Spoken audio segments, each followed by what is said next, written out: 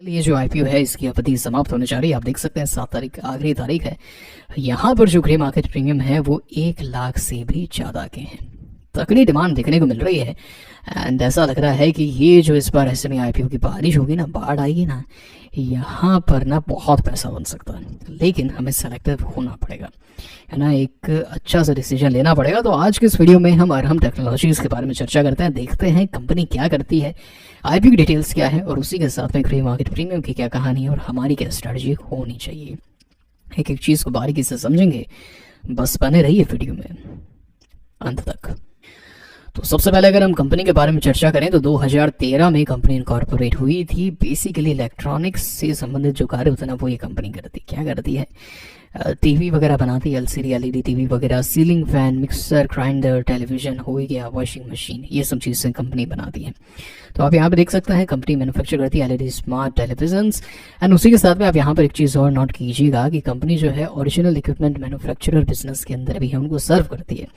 मतलब कंपनी जो है बेसिकली इसने सारा सिस्टम वगैरह बना दिया एंड उसके बाद में जो दूसरे ब्रांड्स हैं उनको ये कंपनी ये प्रोडक्ट दे देती है एंड वो अपना जो ब्रांड का ठप्पा है उनको जो थोड़े बहुत मॉडिफिकेशंस वगैरह करना है वो कर देते हैं, वो लोग सेल करते हैं। तो कंपनी दो बिजनेस के अंदर है। सबसे पहले तो अपने ब्रांड के अंदर भी कंपनी कार्य करती है। आप यहाँ पे देख सकते हैं स्टार शाइन इनका जो ब्रांड है टीवी का वो यहाँ पर है एंड उसी के साथ में ये जो दूसरा बिजनेस है वो भी मैंने आपको समझा दिया है। यहाँ पर आप देख सकते हैं कि company fans, air coolers, mixer grinders इत्यादि भी कंपनी यहाँ पर बनाती है। अच्छा, उसी के साथ में आप यहाँ पर एक चीज़ देख सकते हैं कि जो रॉ मटेरियल्स होते हैं ना बेसिकली इस प्रोडक्ट के लिए, जैसे कि इलेक्ट्रॉनिक सर्किट्स होते हैं, कैबिनेट्स वगैरह एंड ये जो बैकलाइट यूनिट्स है, स्पीकर्स वगैरह, तो बेसिकली ये सब जितनी भी चीज़ें हैं ये तो चाइना एंड हांगकांग से आती हैं, इंपोर्ट की जाती हैं। एंड जो स्पीकर्स स्टैंड्स वगैरह हैं जो हमारे भारत में बन सकते हैं वो डोमेस्टिक सप्लायर से कंपनी इकट्ठा करती है। उसके बाद में असेंबलिंग वगैरह का जो कार्य है वो कंपनी यहाँ पर करती है। अब कंपनी ने कहाँ पर फोकस कर रखा है तो उसके बारे में हमें ये देखना पड़ेगा कि कंपनी का मैन्युफैक्चरिंग प्लांट कहाँ पर है, कहाँ पर फैसिलिटी है। तो आप देख सकते हैं कि कंपनी की जो फैसिलिटी है वो रायपुर के अंदर है, one of the very first smart cities के अंदर इसका नाम है। और छत्तीसगढ़ का जो बॉर्डर है वो ओडिशा, आंध्र प्रदेश, तेलंगाना, महाराष्ट्र, मध्य प्रदेश इत्यादि से लिंक्ड है। झारखंड भी आप यहाँ पर देख सकते हैं। तो कहने का तात्पर्य ये है यहाँ पर कि देखिए भाई, ऐसा तो है नहीं कि कंपनी का जो ब्रांड है वो काफ़ी बड़ा ब्रांड है ना, वेल नोन ब्रांड है, ऐसा तो बिल्कुल भी नहीं है। तो एक आबादी का ऐसा तबका भी है जो ब्रांड पर फोकस्ड नहीं है। अब जब ट्रांजिशन आता है भाई, सब लोग टीवी लेकर आ रहे हैं, सब लोग एलईडी टीवीज लेकर आ रहे हैं, तो एक तबका ऐसा भी होता है जो ब्रांड के साथ में नहीं जाता, वो केवल एलईडी टीवी के साथ में जाता है एंड वो लोग इसको ज़रूर से प्रेफर करते हैं। तो जो लोकल चैनल्स होते हैं जो वहाँ पर कंपनी कार्य करती है, वहाँ से बिजनेस चलाती है। अभी हम देखेंगे कंपनी के बारे में और भी फाइनेंशियल स्टेटमेंट्स में। तो यहाँ पर एक क्या थॉट प्रोसेस आ जाता है कि भाई ये तो कोई बड़ा ब्रांड नहीं है, मैं इसको अवॉइड कर दूंगा। जी नहीं, ऐसे नहीं देखना होता है। जब आप मार्केट में आए हैं ना, मार्केट को मतलब है ग्रोथ से, ठीक है। अगर आपके पास में एक बढ़िया ब्रांड है, वेल नोन डिस्ट्रीब्यूशन है, सब कुछ है आपके पास में, मतलब आप एमएनसी भी बन गए हैं, तो मार्केट आपको उसको एक प्रीमियम दे देगा, आपको उसका एक वैल्यूएशन दे देगा कि भाई ये जो कंपनी है ये तो 1 लाख करोड़ की कंपनी है भैया, ये 10,000 करोड़ की कंपनी नहीं है। ये सब चीज़ें मार्केट कर देगा। लेकिन लेकिन लेकिन उसके बाद में एक भाव कैसे बढ़ेगा, ग्रोथ के कारण बढ़ेगा। आपको ग्रोथ दिखानी पड़ेगी कि भाई इस साल तो हमने 100 करोड़ का यहाँ पर रेवेन्यू किया है एंड 10 करोड़ का यहाँ पर प्रॉफिट हुआ है। हमने 2 साल बाद में यहाँ पर देखा तो भाई कंपनी जो है 250 करोड़ 300 करोड़ के आसपास पहुँच रही है एंड प्रॉफिट जो है वहाँ पर ज़्यादा राइज आया है, करीब यहाँ पर 40 करोड़ की कंपनी होती जा रही है। तो ये जो चीज़ है, अब वो चाहे कंपनी छोटी है चाहे ब्रांड नहीं है, वो कंपनी ग्रो कर जाएगी। बस यही है मार्केट का। मार्केट यही है। जिस दिन आप समझ जाएंगे ना वैल्यूएशन और ग्रोथ के अंदर डिफरेंस क्या होता है, क्यों स्टॉक प्राइसेस भाग रहे हैं, आप मार्केट में पैसा बनाना जान जाएंगे। ये मैं आपको लिख कर देता हूँ और करके दिखाता हूँ। चलिए, अगर हम बात करें कॉम्पिटिटिव स्ट्रेंथ्स के बारे में तो स्ट्रांग टीम है, एक्सपीरियंस एंड एक्सपर्टीज के साथ में, है ना। ये सब चीज़ें क्या रिपीटेटिव होती है ना, यहाँ पर कुछ ज़्यादा सोचने वाली बात होती नहीं है। कुछ तो स्ट्रेंथ्स बतानी पड़ती है ना, वो वाली बात है। कुछ अगर डिफरेंस है तो हम देख लेते हैं। जियोग्राफिकल एडवांटेज मैंने आपको समझा दी, ओडिशा, झारखंड एंड उसी के साथ में यूपी का भी एक तबका आपको मिल जाएगा, एक इलाका मिल जाएगा आपको। तो समझ रहे हैं ना मैं क्या कहना चाह रहा हूँ आपको, है ना। ये जियोग्राफिकल एडवांटेज मुझे सही नजर आ रहा है एंड इंसेंटिव्स स्टेट गवर्नमेंट वगैरह से। बाकी छत्तीसगढ़ के अंदर तो भैया अब यही करना पड़ेगा क्योंकि सरकारी के अंदर तो भाई आरक्षण 74-76% पहुँच चुका है।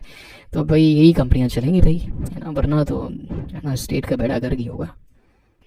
अब अगर हम कंपनी के फाइनेंशियल्स के बारे में चर्चा करें तो आप यहाँ पे देख सकते हैं कि प्रॉफिट आफ्टर टैक्स के अंदर 56 लाख से, यकीन ये जो फिगर्स हैं वो लाख के अंदर हैं, आप यहाँ पे देख सकते हैं कि 302 लाख यानी 3 करोड़, तो क्या गजब का राइज आ गया। करीब 5-6% मान के चलते हैं, 56 है तो 6 भी मान के चलें तो बहुत गजब का राइज है कि नहीं है ग्रोथ। एंड उसके बाद में अगर आप देखेंगे 30 सितंबर 2022 के अंदर अभी ये जो पीरियड का है, यहाँ पर भी अच्छा खासा राइज देखने को मिल रहा है।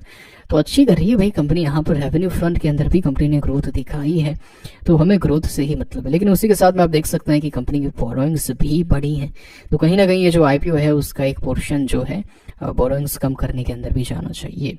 लेकिन अगर हम यहाँ पे देखें ऑब्जेक्ट्स ऑफ द इशू के अंदर, working capital requirement, general corporate purpose and issue expenses, ये हैं भाई ऑब्जेक्ट्स ऑफ द इशू। खैर एसएमई आईपीओ में हमें क्या देखना पड़ता है, कंपनी ठीक है ना, फाइनेंशियल्स ठीक है ना, हल्की फुल्की ग्रोथ तो दिखा रही है ना, कोई एक ब्रांड है, कुछ ऐसी चीज़ है जो उसको अलग करती है, हाँ भाई यहाँ पर है कंपनी का वाकई में काम चल रहा है, ठीक है। एसएमई आईपीओ के जो फंडामेंटल्स हमें समझने होते हैं वो यहाँ पर सही नजर आ रहे हैं इस कंपनी को लेकर। अब अगर हम इशू डिटेल्स के बारे में चर्चा करें, 5 से 7 तारीख तक ये आईपीओ खुला है, तो 5 और 6 तो भाई आज हो चुकी है। 7 तारीख कल आखिरी तारीख है। 10 रुपये प्रति शेयर का यहाँ पर फेस वैल्यू, 42 रुपये की यहाँ पर प्राइसिंग है। 3000 शेयर्स का एक लॉट रखा गया है। 9 करोड़ 58 लाख का यहाँ पर इशू साइज है, पूरा का पूरा फ्रेश इशू है, कंपनी के पास में जाएगा, कोई भी प्रमोटर यहाँ पर सेल नहीं कर रहा है। फिक्स्ड प्राइस इशू आईपीओ है, एनएसई एसएमई पर लिस्टिंग होने जा रही है 50% एचएनआईज के लिए एंड 50% रिटेलर्स के लिए, एंड निकुंज स्टॉक ब्रोकर्स जो है इनके मार्केट मेकर है। अगर हम चर्चा करें टाइम टेबल के बारे में तो 5 से 7 ऑलरेडी चर्चा कर चुके हैं। 12 तारीख को बेसिस ऑफ अलॉटमेंट, 13 तारीख को इनिशिएशन ऑफ रिफंड्स, 14 तारीख को जो आपके शेयर्स हैं वो आपके डिमैट अकाउंट में ट्रांसफर किए जाएंगे अगर आपको अलॉटमेंट मिलता है तो, और 15 तारीख को होने जा रही है लिस्टिंग। अब अगर हम लॉट साइज के बारे में बात करें तो 1,26,000 ये होगा रिटेल का मिनिमम, एंड मैक्सिमम भी यही होगा क्योंकि रिटेल कैटेगरी जो है वो 2 लाख पर क्रॉस हो जाती है, मतलब खत्म हो जाती है, उसके ऊपर एचएनआई होती है। एंड यहाँ पर स्मॉल एचएनआई नहीं होगा, केवल एचएनआई ही होगा। एंड एचएनआई के अंदर 6,000 से शुरू है और उसके बाद में कहानी यहाँ पर होगी तो 2,52,000 एचएनआई हो जाता है। अब यहाँ पर 1-2 मिथ्स हैं वो मैं क्लियर कर देता हूँ, आपको यहाँ पर एचएनआई में अप्लाई नहीं करना है। क्यों नहीं करना है? देखिए एचएनआई में एसएमई आईपीओ के अंदर जो अलॉटमेंट होता है वो प्रोपोर्शनेट बेसिस पर होता है, यानी अगर एचएनआई कैटेगरी में ये जो आईपीओ है वो 100 टाइम्स सब्सक्राइब होता है, जो कि नहीं होगा, इससे काफी ज्यादा होगा। फॉर एन एग्जांपल लेके चलते हैं, अगर ये 100 टाइम्स सब्सक्राइब होता है तो अगर आपको 1 लॉट कंफर्म चाहिए तो आपको यहाँ पर 100 लॉट्स लगाने पड़ेंगे। अब भाई एक सवाल आता है कि सर मैंने यहाँ पर 99 लॉट्स लगाए हैं तो क्या हुआ, क्या सर चांसेस हैं क्या? चांसेस उतने ही हैं जितने रिटेल में मिलने के चांस है। जी हाँ, लॉटरी हो जाएगा एंड चांसेस आप मान के चलिए नहीं ही मिलने वाला है, बहुत ही कम चांसेस होंगे, क्योंकि जब हम मेन बोर्ड आईपीओ में होते हैं तो वहाँ पर कहानी अलग होती है। 1 लॉट का जो साइज होता है वो 15,000 का ही होता है, लेकिन यहाँ पर जब हम 1.25 लाख के बारे में बात कर रहे हैं ना तो यहाँ पर कहानी थोड़ी सी अलग होती है। सो ये बात आप समझ लीजिए कि आपको एचएनआई में अप्लाई नहीं करना है अनटिल एंड अनलेस कि आप यहाँ पर 100 लॉट्स लगा सकते हैं या 300 लॉट्स लगा सकते हैं जो यहाँ पर सब्सक्रिप्शन देखने को मिल सकता है। इस बात का आपको विशेष ध्यान रखना पड़ेगा।